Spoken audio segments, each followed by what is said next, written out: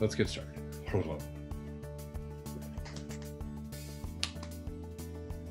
Top of the morning to you. How are you, Chris? It's nice to see you. Nice to see you. I'm doing okay. We're recording on Monday, which is a little unusual, so hopefully more refreshed. Did you have any fun this weekend? No, a lot of work this weekend. Sorry. Not quite springtime yet, so it's not nice enough to get out and do a whole lot of yard work, but.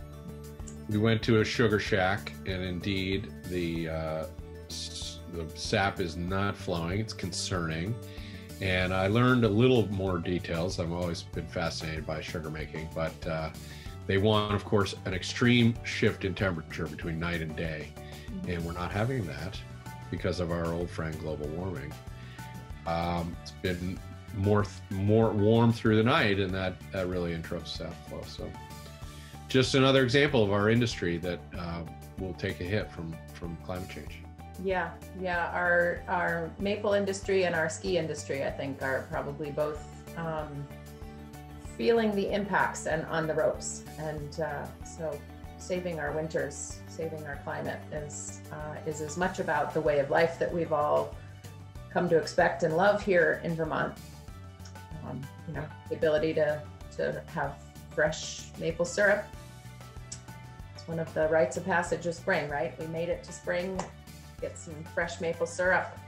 Let's see what we can do to turn climate change around. Yeah, and we're past the point of halting it, but can we slow the change? And that remains to be seen. It's a big question for sure. We want to talk a little bit about. I hope we'll talk about public engagement and activists and our youth and the voices that have really made our jobs much easier pushing climate priorities on legislators. But there is some good news. The House passed the budget over to the Senate. That's the way it works. So what did you guys do? Well, we've got a budget coming your way that puts a huge slug of money into some of our climate priorities.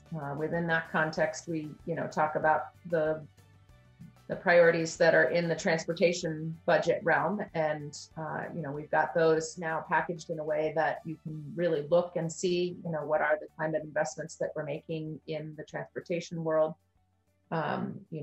More money for EV charging, EV incentives, placeholders for weatherization. We know we need to build that out. We need to put a lot more money into weatherization so that we can get Vermonters' homes sealed up and more efficient to run.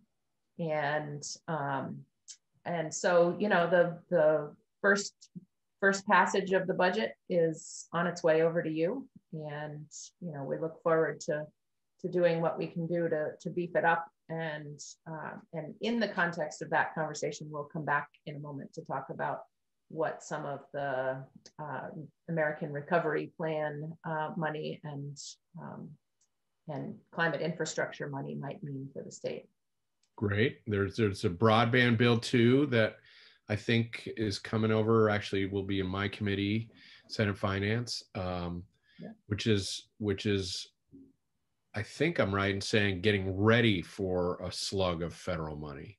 Yes. Yep. Putting in place a lot of the supports that we need to really maximize the communications union district model. And this is the model that recognizes that, if it were profitable to extend fiber to the last mile, the big companies would have already done it. And so smaller communities are jumping in, forming their own planning committee and communication union district structure so that they can collaborate across towns and across regions of the state. And this really gets at the heart of how we support those CUDs, those communication union districts, and then gets ready for the influx of federal money, because thankfully, under the Biden administration, the federal government is really listening to the outcry that says we need broadband and infrastructure in our rural parts of our states. And so we're looking for a big slug of that. a lot of those investments, people don't, it's hard to understand the scale because you hear the headlines about the legislature does $10 million here and $100 million there. And those are just absurd numbers, right? Totally out of touch with anything that families deal with. But the broadband, a lot of the big challenges, broadband, you know, building bridges, you know, these big infrastructure things are at a scale where Vermont's revenue in the state budget is never going to come close. I mean, what we do is offer like $2 million to help a bunch of these rural CUDs, community union districts, which are municipalities, get set up. And but that money doesn't help them put up a single pole or one wire, right? And so it can be hard, I think, for people to understand that our best shot in some ways is to enable the planning and the engineering work so that when the feds come in with real money, we're ready to go. And as I understand it, that's what we're doing. And people have talked for years about green jobs as a way to grow the economy. This is what we're talking about. Green jobs are not all solar panels. It's like building fiber and building park and rides. You know, I love park and rides, things like that. Anyway, I just pointed out the scale, but we are trying to do what we can to be ready for that influx of relief money from the federal government. Yep, and it's wise to do that. We did put out a call for ideas from folks a couple weeks ago. So if you had an idea that was sparked by that conversation, please send it along. And if you have no idea what we're talking about, go back a couple of weeks and take a peek at that, because I think the more we can start talking within our communities about, hey, what do we need that is an infrastructure investment, and how can we get prepared for it? Because we've got a slug of money that's coming from the feds. Some of it's going to come directly to our communities, and we need our small towns to be ready for that. And some of it'll come to help with the build out of broadband, and other parts of it will come to help us do that weatherization that our homes need. So badly a lot to look forward to. Well, and the federal money is not just a blank check, right? It doesn't. It comes with conditions and parameters of how we can use it. We're still trying to figure that out. That's going to be an ongoing process, as we saw a year ago with the first recovery money. But I've noticed something, Sarah, and I wonder if it's true on the House side too. I suspect it is. But in the last few years, the Climate Solutions Caucus, I was one of the co-founders, and I want to say it was 2012 we began. And it's still been hard, even though 50 plus legislators have been engaged in this since the beginning. It's still been hard to push meaningful climate bills across the finish line until a couple of years ago. Something changed, and I credit Greta from sailing across the ocean. But there was just, there was the climate strikes, there was the young people in particular got seriously engaged, and folks in Montpelier around me on the Senate side, and I assume you on the House side, took notice. They were like, wow, the young people in particular are very worried about that. I remember that even the governor acknowledged to us that the people most consistently bringing it up to him were when he visited high schools. And I think the pandemic and the chaos generally in lives is stressful these days, has probably taken some of that energy out. And I'm not hearing from that outcry from activists. And I wonder, are you? So I'm not really, and I miss it. And, one of my favorite markers of how impactful the youth voice has been in the way that that activism really tweaked people who want to deny climate as a problem. I mean, it's really interesting to see that sort of visceral, you kids should be seen and not heard kind of an attitude. And, you and I have always been of the same mind as many of our Climate Caucus members are, which is we absolutely need the voice of our young people. I mean, they're the ones who have to live for another 70 years on this planet. So get out and get active, because we need to hear your voices.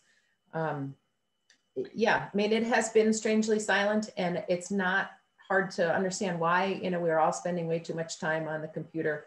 But if there was if there was a spark or a piece of energy that I think is really missing, I think you've landed on it, that we need a little more of that.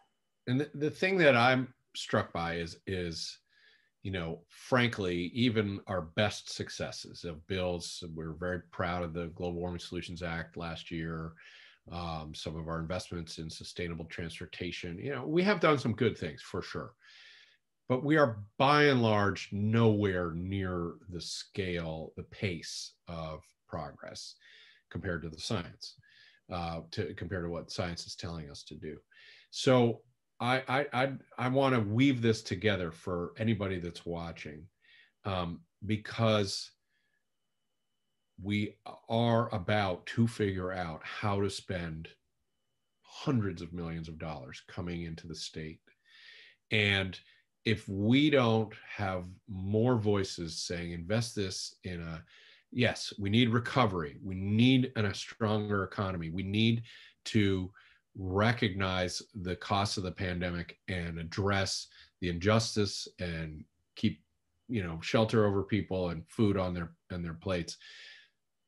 But we need to do that in a way wherever possible that invests in climate infrastructure. And we need your help, because if we waste this opportunity, well, shame on us. And on the other hand, we have a great opportunity to invest in local foods. And we've already talked about broadband, in sustainable transportation, in weatherization, in ongoing sort of educational effort around these issues, and workforce training to engage in. I don't know, I'm just spouting off, but we need help. We need your energy to urge the legislature to use that ARA money, American Recovery Relief Act. Is that what ARA is? Let's go with it. Should have really looked at it. To use the federal money to make meaningful investments that help our climate infrastructure. Please help us with that. Yeah, that's a great call to action for the week. I think the other way that I would point folks to getting more involved and getting more information is to take a look at what's going on in the Climate Council. We set them up with a very aggressive timeline to come back to us by the end of this year with some proposals that we can begin to work on in the next legislative session. So they have their subcommittees all set up. Their subcommittees are busily working, and you can follow along on any of those by going to the Agency of Administration Climate Council page, and you can see all of the past meetings. They're all recorded, which is, you know, another one of the silver linings of this global pandemic. I don't remember a time ever in the past where you could see every single minute of every single meeting that's going on. And so it's a great opportunity for folks to really drill down, you know, pick one of the subcommittees that you're most interested in and take a look at what they're doing. And then, you know, if you have ideas, reach out to us or reach out to some of the folks who are sitting on those subcommittees and get your ideas out there. And I think to echo that, a lot of times people say, oh, well, they've got it. They will figure it out. They are smart people. They are smart people. They're thoughtful people, but this is improvised. Nobody has fixed the climate crisis before.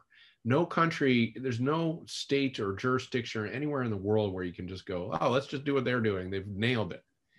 So we do need ideas. We need Vermont-sized scale ideas on every front. And it really, really makes a huge difference. So that's our message for the week. Please help, please engage.